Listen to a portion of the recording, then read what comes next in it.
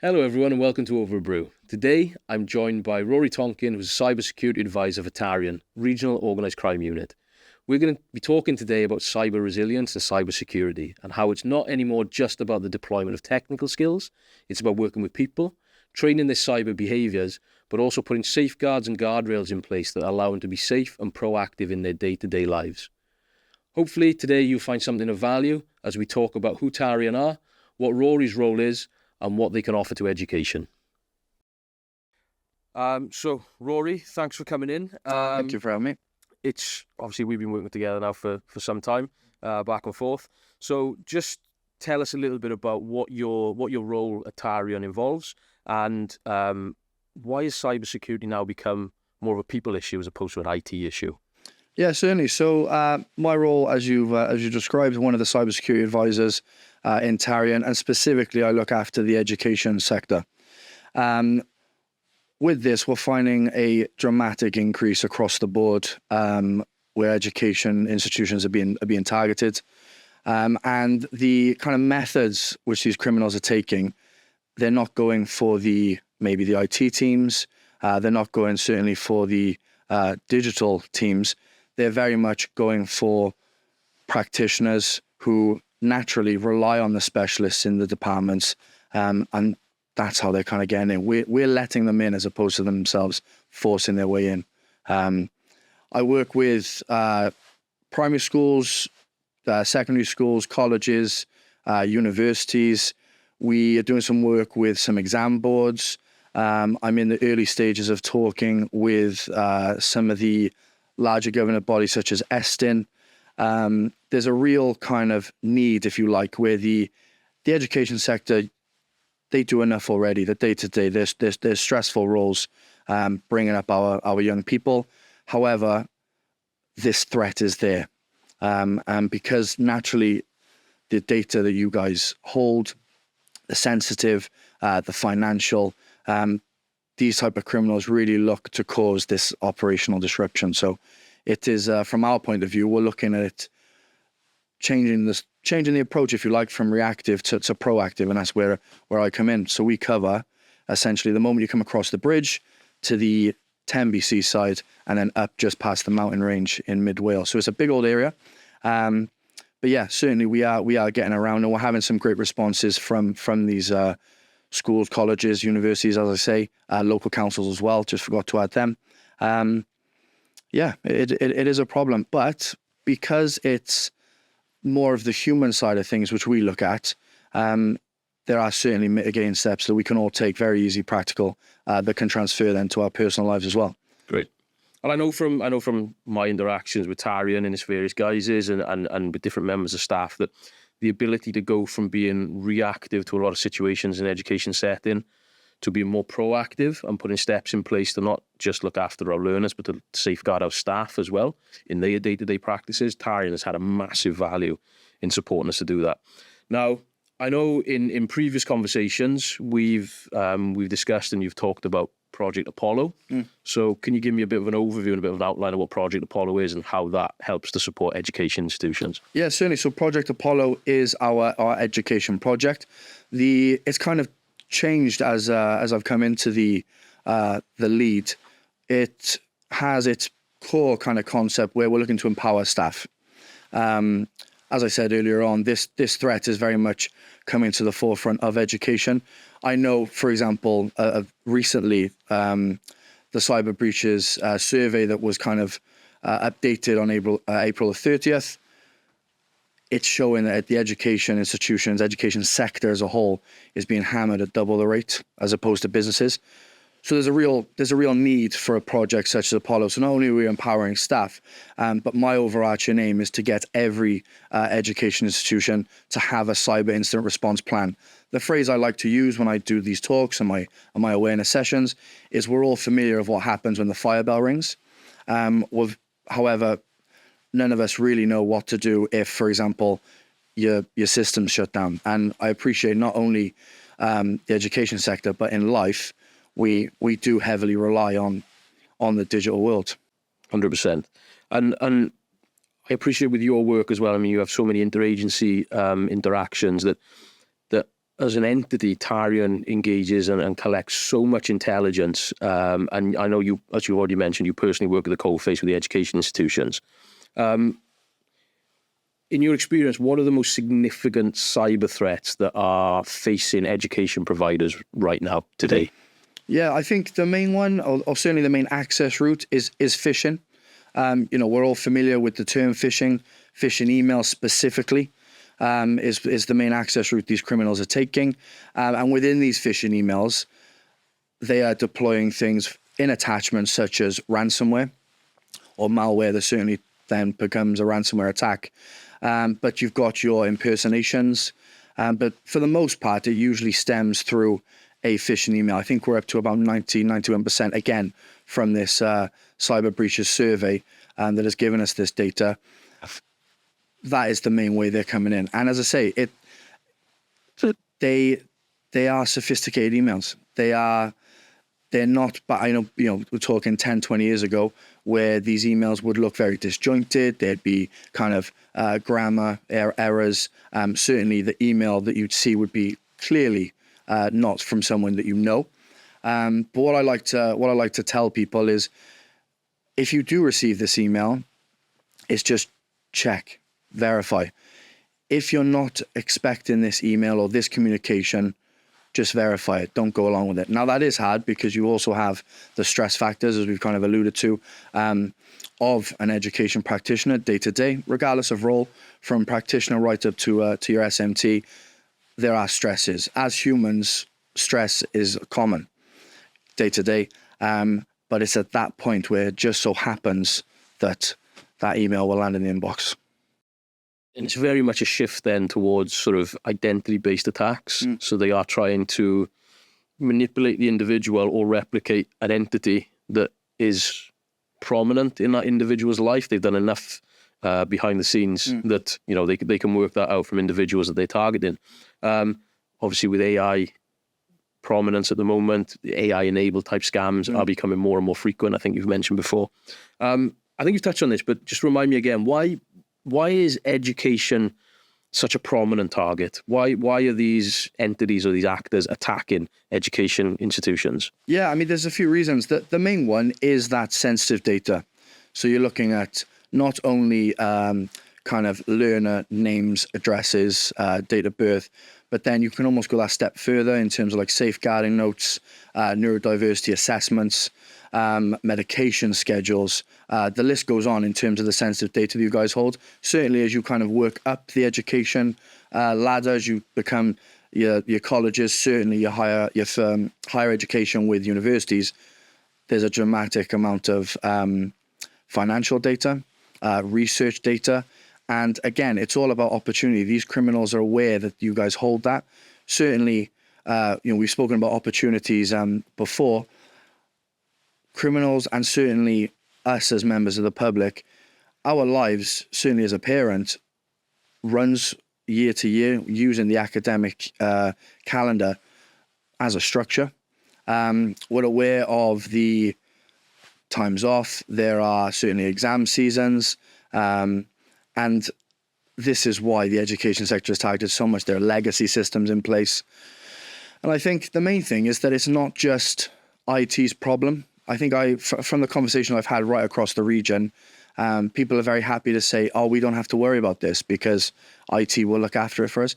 And there is some sort of evidence to that. However, as we've already spoken about, certainly with the use of AI, these phishing emails and campaigns are becoming so sophisticated, they're bypassing these technical controls and they're landing in the main inbox. Therefore, we do believe them. And that is a real problem. Okay. So there's an element of disruption then being created. So what impact do you think that has, or what impact have you seen that have on victims?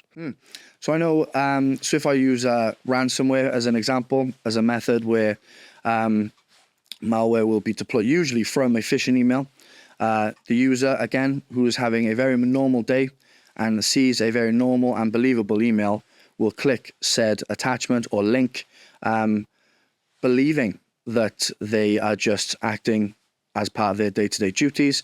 But when this kind of malware starts being distributed, it will simply lock you out of your system. So you can imagine the panic, certainly the disruption that causes, if not only do you not have access to your day-to-day resources as a teacher, you're looking at registers, communication with parents. I've already alluded to the medication schedules, safeguarding notes. When I've spoken to certain special schools, you can then kind of go into certain equipment which is on the network, which relies on that digital kind of interaction as well. There's a whole host of problems that come with these types of attacks, and certainly these criminals kind of prey and feed off that. And these type of inbox attacks, the messaging that's received, like you said, it might look very commonplace, but quite often will generate or elicit a sense of urgency in the victim, in the person that they're targeting. So then what does good cyber resilience actually look like from a college or a school? So I think the key thing here, and I know people are quite shocked when I say this, but it's being prepared over being perfect. I think certainly if you've got those basic tips in place, certainly if you've got a cyber incident response plan, which Apollo is trying to push across the region, it's in basic language. It's a simple step process. Everyone has a role, which I've said earlier, it's not just IT's problem. Certainly they have a role within that kind of attack scenario, if you like, but so does everyone else. So I think in terms of keeping the reputation of the institution, certainly in terms of protecting the sensitive data of learners specifically, albeit staff are also targeted as well, HR, payroll, these kind of things which we all kind of hold on our drives, on digital systems, they unfortunately can also be kind of infiltrated and exploited as well. Okay. And you mentioned earlier about the sort of anecdote of fire drills, firearms fire drills. How can institutions sort of practice cyber resilience activity or cyber resilience attacks even to try and develop a culture of familiarity as opposed to a culture maybe of blame and make people more comfortable reporting? Because often people will feel embarrassed that they've been duped. So how can institutions practice that sort of cyber resilience approach? Yeah, certainly. I think the key thing you said there is people are embarrassed. I think there's a real reputation is key, isn't it, across the board, and certainly as humans we don't like to be embarrassed, albeit because of the sophistication of these types of attacks. This type of crime doesn't discriminate. Pretty much anyone, including myself, can be a victim of it. But certainly with Tarian, with what I do, I go into schools, education institutions. I run tabletop exercising. I like to promote, just from being in the room, being a part of law enforcement, having that in-person interaction. You mentioned the no blame culture is massive. Not too long ago, I was in a school. Very kindly, the deputy head stood up and said, as part of the session, we did receive a phishing email not too long ago, of which three other staff members stood up and said they also received the same email. However, none of them told the other one. So I think from that point of view, even if we get a bit worried that this is a phishing email and we identify it, it's just so key. We all talk day to day. As staff in our own kind of in our own areas and our own workplaces, we talk all the time. But I think when it comes to receiving that email, just having that bit of suspicion, again, that verification, certainly is key. But where we kind of come in, I speak to governors, I speak to your SMT. We discuss kind of like what we're seeing as law enforcement, what's being targeted with education. Certainly, if there's any sort of phishing campaigns that are ongoing, we like to let people know. Again, a lot of our governance is from the National Cybersecurity Centre, and from there we give plenty of free resources. All of our services are fully funded. So yeah, there's a real mixture. We have the ransomware simulation, which is great, guided. So at each point we're asking the audience to very much put themselves in the shoes of the staff that are going through it in the simulation, and I think making it a bit more real, making it a bit more kind of personable, is key really to understanding the risk, basically. 100%. And I think from an individual perspective, one individual may perceive that email they've received as, I've recognised that it's a scam. It could be a new attempt. It could be a new strategy or tactic. So that ability to report, that mechanism to report becomes all that more important from an intelligence perspective, because you can start to build a far more rounded picture of what cyber activity or cyber criminal activity is starting to evolve to or from. You talked about simple best practice as well, things like having strong, unique passwords across accounts, activating MFA across as many platforms as possible now, just to have that secondary security measure, and of course system backups as well when it comes to certainly IT infrastructure. So when we think about supporting young people, what sort of one piece of advice would you have for staff who are working with young people, who are supporting young people for their own cyber resilience? Yeah, I think this is where things are a lot, albeit this is difficult to certainly to attain. However, I think the key thing is to instill that trust between learner, between staff member.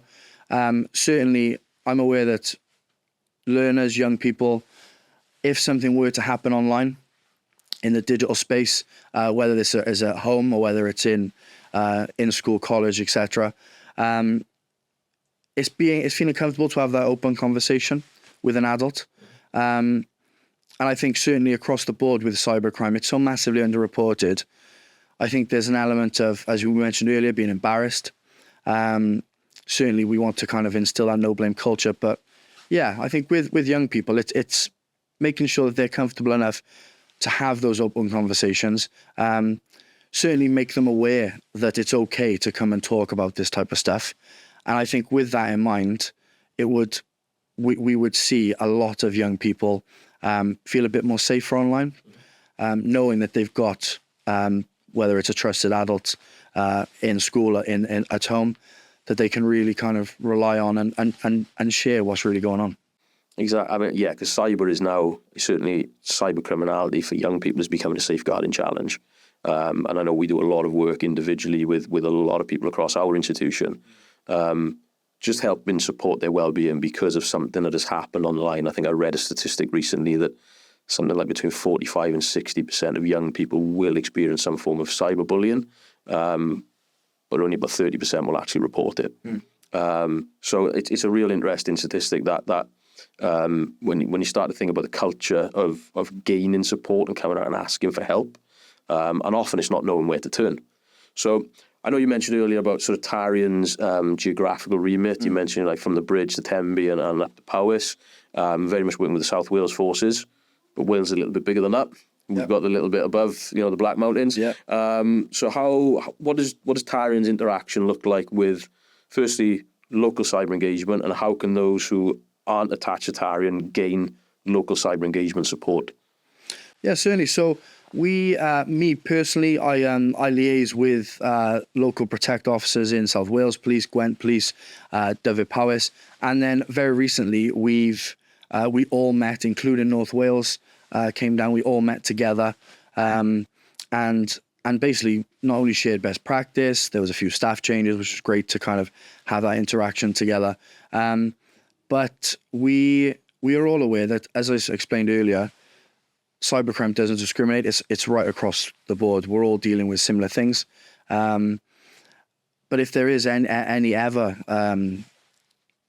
education institutions that want kind of local help, when I talk about that cyber incident response plan, it would be giving people the escalation number for both local force and Tarian. I think collaboration is key when kind of dealing with these attacks. If the education institution is fortunate to have that third-party kind of IT support, fantastic. But certainly as you go lower into the primary school element, it might not be the case. So when we're kind of looking at this support mechanism, every force has a cyber team. Every force has someone similar to me who goes out proactively and runs sessions with both learners and staff. Whereas I'm looking more at the staff level with the aim of that cyber incident response plan.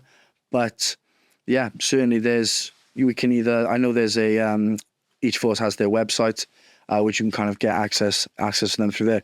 Failing that, going forward, you can always ask me, and I can put you in the right direction as well.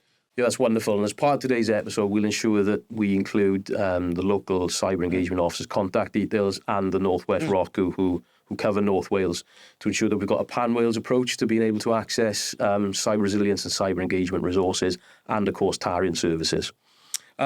So we asked this question to most of our guests. So just in summary, I suppose, of the episode, what's one thing, if you were to put yourself in the shoes of our audience, that you would like our audience to take away? What's one key message to take away from today's episode?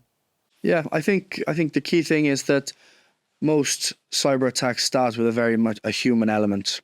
With that in mind, it can be prevented. We can protect ourselves from it. Certainly, with education, it's a leadership issue, it's a safeguarding issue, and it's a well-being issue. And that there is help out there. There is support. It is fully funded when we talk about both Tarian and local forces. Law enforcement, there is help out there. And we can come to you guys, and as I say, we can ensure that this type of crime, we're comfortable enough and we're prepared enough if an attack takes place. So that's the key thing. Start taking small, proactive steps as early as possible. Yeah. Okay, lovely. Okay, Rory, that just leaves me to say thank you very much for coming in, and really appreciate the work that you're doing, not only in education, but also in the communities you engage with as well. And I know you've got a much wider remit than just the schools and education institutions, but yeah, appreciate your time, and thank you for coming in. Thank you very much. I appreciate it, Diolch.